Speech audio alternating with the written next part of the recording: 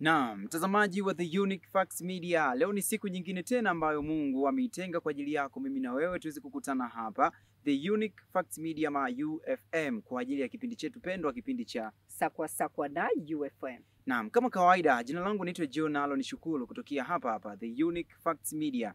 Siko peke yangu, niko na mwenzangu kutoka katika kundi la The Natural Golden Vocal. Naam, kwa pamoja tayari kabisa tuko vizuri kwa ajili ya kukuletea sakwa sakwa yetu ya leo. Inahusiana na nini? Bila shaka utakuwa unatamani sana kujua inahusu nini.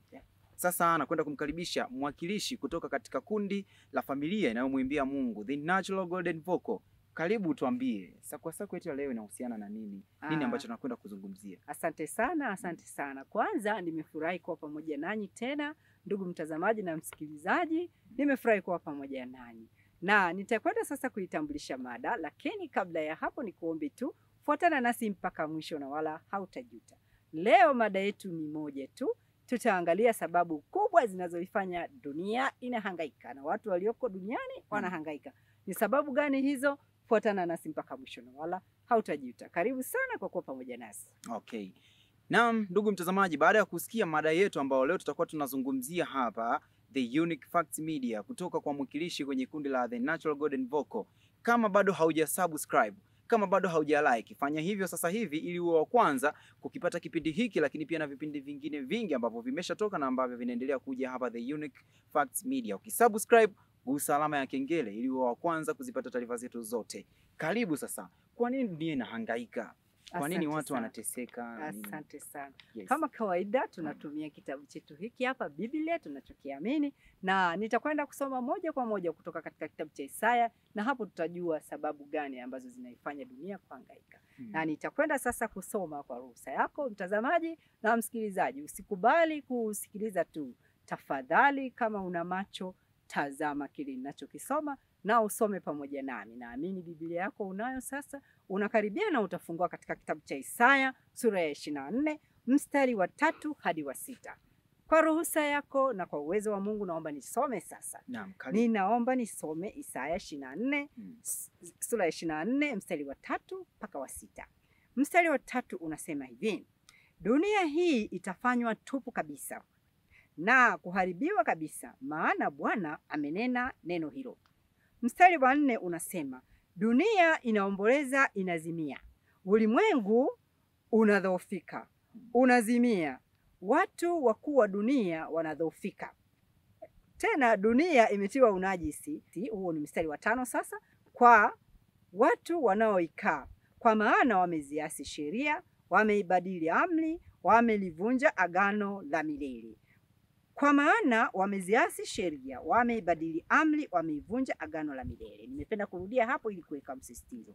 Halafu anasema mstari wa 6, ndiyo sababu laana imeila dunia hii, na hao wanaoikaa wameonekana kuwa na hatia. Ndiyo sababu watu wanaoikaa dunia wameteketea, watu waliosalia wakawa wachache tu. Okay. Hapo nimemalizia mstari wa 6 na hapo tumepata sababu kubwa kwa nini dunia inahangaika. Okay. Sababu ya kwanza inasema wameziasi sheria. Sababu ya pili wamebadili amri. Sababu ya tatu inasema wamelivunja agano la milele. Okay. Mtazamaji na msikilizaji, kuna mambo matatu: sheria, amri na kuvunja agano la milele. Labda utatamani kufahamu agano la milele ni nini? Pengine ni na mtazamaji pia. Unapozungumzia mambo ya sheria, agano la milele, amri, ni amri zipi lakini pia ni sheria zipi? Ili watazamaji waweze kuelewa. Asante. Asante. Kwa kuwa kipindi kingine ambacho tulikuwa hapa tena tuliwaletea kuhusiana na amri za Mungu zinatoka kutoka katika kitabu cha Kutoka sura ya 20 mstari wa 1 mpaka wa 17. Kwa kuwa mtazamaji na msikilizaji, naamini utakuwa na Biblia yako, utakwenda kuzirudia tena hapo kufahamu amri ni nini. Lakini leo sasa nitaenda kuongelea kuhusu agano la milele, ili kwamba mtazamaji na msikilizaji aweze kuelewa agano la milele ni nini. Na tutakwenda sasa kusoma katika sura ya 31 ya kitabu cha Kutoka mstari wa 16. Naomba nisome, tafadhali soma pamoja nami ili uweze kuelewa kile kinachosomwa, na usikubali kusikiliza tu. Kama Mungu amekupa macho, tafadhali tazama, soma pamoja nami katika Biblia yako. Mstari huu wa 16 wa kitabu cha Kutoka sura ya 31 unasema hivi: kwa ajili ya hayo wana wa Israeli wataishika Sabato, kuiangalia sana hiyo Sabato katika vizazi vyao vyote, ni agano la milele. Biblia iko wazi na inatoa taarifa. Inatamani mtazamaji na msikilizaji uweze kuelewa. Kwa kuwa Biblia yako unayo, tafadhali rudia tena mstari wa 16 wa sura ya 31 kitabu cha Kutoka. Unasema, kwa ajili ya hayo wana wa Israeli wataishika Sabato, kuiangalia sana hiyo Sabato katika vizazi vyao vyote, ni agano la milele. Biblia inasema hivyo, Sabato ni agano la milele na hakuna sababu ya kupinga. Mtazamaji na msikilizaji, huna sababu ya kupingana na Biblia. Kumbuka tu kwamba katika zile sababu tulizoziona za kwa nini dunia inahangaika, ipo sababu mojawapo ambayo inasema kuvunja agano la milele. Kwa tafsiri ya Biblia, agano la milele ni Sabato. Kwa hiyo tunaendelea kwenda kuangalia pia Sabato ni nini, labda kama utatamani kufahamu ishara ni nini. Kuna kitu pia kimeitwa ishara. Tukiendelea kutazama hapo, mtazamaji na msikilizaji, tafadhali ongea naye mtazamaji kwa neno moja tu fupi kwa msisitizo. Wakati huo tunaenda kusoma katika kitabu cha Ezekieli 20:20 kuangalia nini maana ya ishara. Tafadhali karibu kuongea na mtazamaji. Naam, ndugu mtazamaji, kipindi hewani ni Sakwa na UFM. Kama kawaida unakuwa na mimi John Alon Shukuru kutoka The Unique Facts Media, sambamba na mwakilishi kutoka katika kundi la The Natural Golden Vocal. Twende tukasikilize ishara ni nini. Asante sana. Kwa kuwa Biblia yako na yangu zinasema kitu kimoja, tafadhali naomba ambatana nami sasa katika kitabu cha Ezekieli. Kitabu cha Ezekieli sura ya 20 mstari wa 20. Nami nitaenda kusoma kama ilivyoandikwa, na tafadhali kama nilivyosema, kama una macho tazama, lakini kama Bwana amekunyima macho lakini amekupa masikio, tafadhali sikiliza. Na hivyo basi huna sababu ya kujitetea, kwa sababu kutakuwa na uwezekano mkubwa wewe kusikia kile kilichoandikwa. Tazama kwa kusoma pamoja nami. Asante sana. Na sasa tuko katika mstari wa 20 wa kitabu cha Ezekieli sura ya 20. Nitasoma kama ilivyoandikwa. Inasema hivi.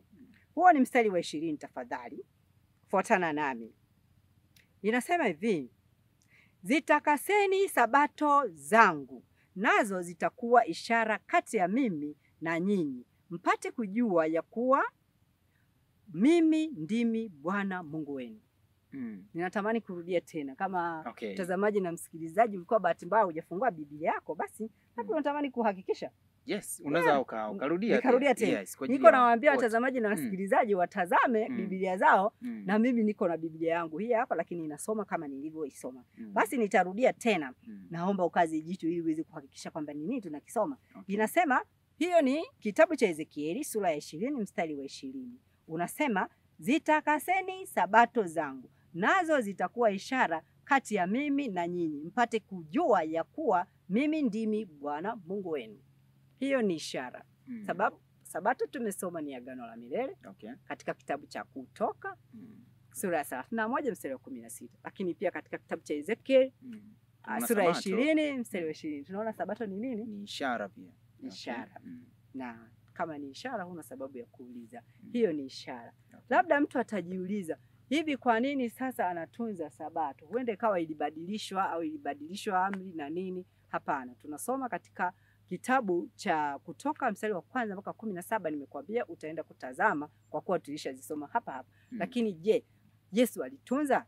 Na je, alibadilisha? Tutaenda kutazama fungu lingine tena. Unatamani kujua kama alibadilisha au hakubadilisha? Bila shaka. Basi tutaenda kusoma katika kitabu cha Mathayo. Mathayo sura ya 5 mstari wa 17. Anatusisitiza kitu kikubwa hapa. Mtazamaji na msikilizaji, naomba utazame Biblia yako, soma pamoja nami. Usikubali kusikiliza tu. Nitasoma mstari wa 17. Sura ni ya 5, kitabu cha Mathayo.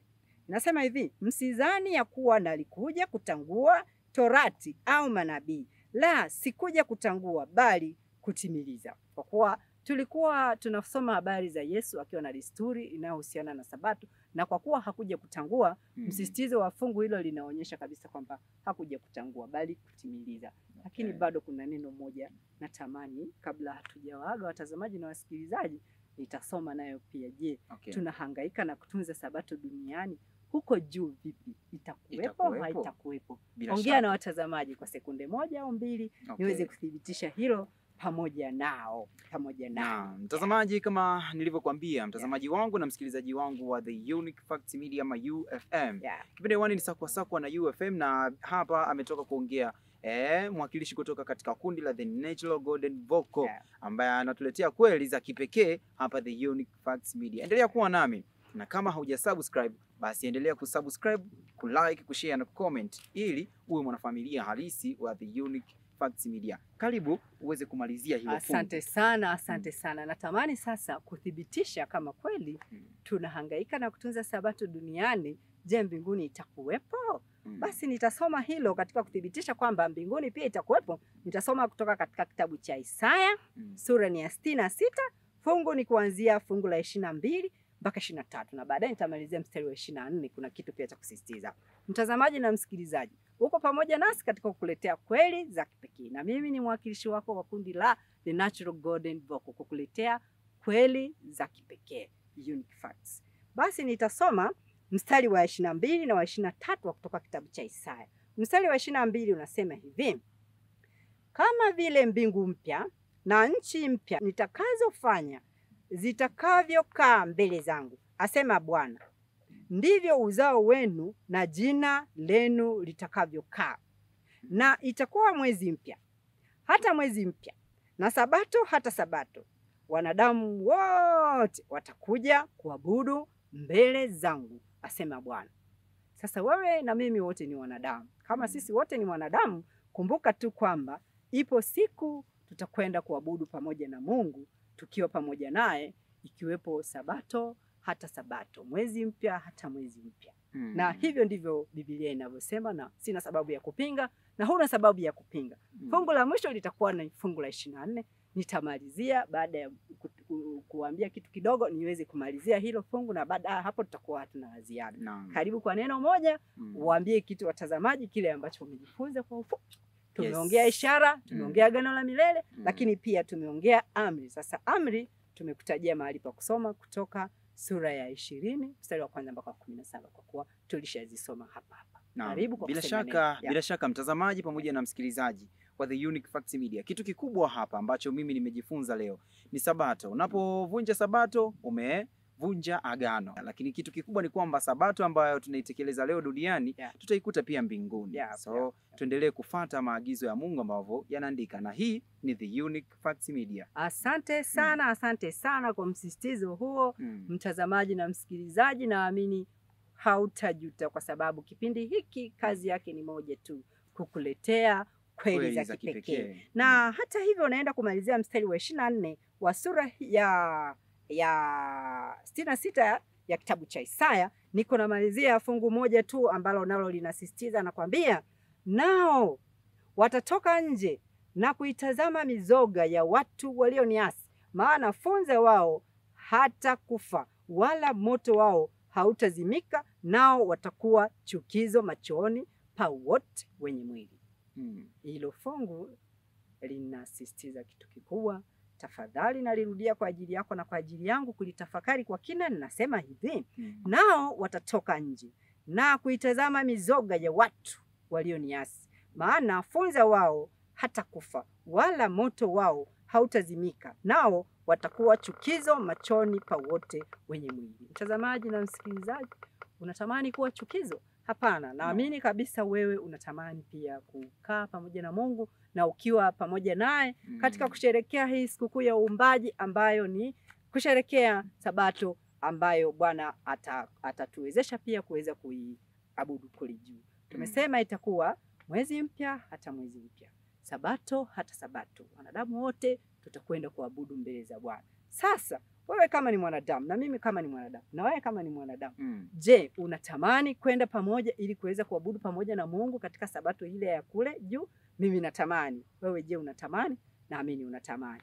Hiyo ndio kweli yetu ya pekee kwa leo, na kwa pamoja tunasema hatuna la ziada. Kama kuna kitu cha kusisitiza utawaambia ili tuwaage watazamaji na wasikilizaji. Kwa msisitizo tu ni kwamba mtazamaji na msikilizaji wa The Unique Facts Media, endelea kutufollow katika mitandao yetu ya kijamii, hususan YouTube, ambapo tutakuwa tumeweka vipindi vyetu vyote kuanzia mwanzo mpaka mwisho ili uweze kufaidi kweli za kipekee kutoka The Unique Facts Media, ambapo John Alon sambamba na mwakilishi kutoka katika kundi la The Natural Golden Vocal tunakuwa tunakuletea pamoja. Usisahau kusubscribe. Unaposubscribe, gusa alama ya kengele ili wa kwanza kupata taarifa zetu zote tunazokuwa tunaziweka katika TV yetu ya UFM. Asante sana mtazamaji na msikilizaji. Mpaka hapo naamini utakuwa umegundua kitu kikubwa kinachohusiana na agano la milele, na pia umegundua kwamba mbinguni sabato itakuwepo, na umegundua kwamba Yesu hakuja kutangua Torati bali alikuja kutimiliza. Na hata hivyo tumegundua kwamba sabato ni ishara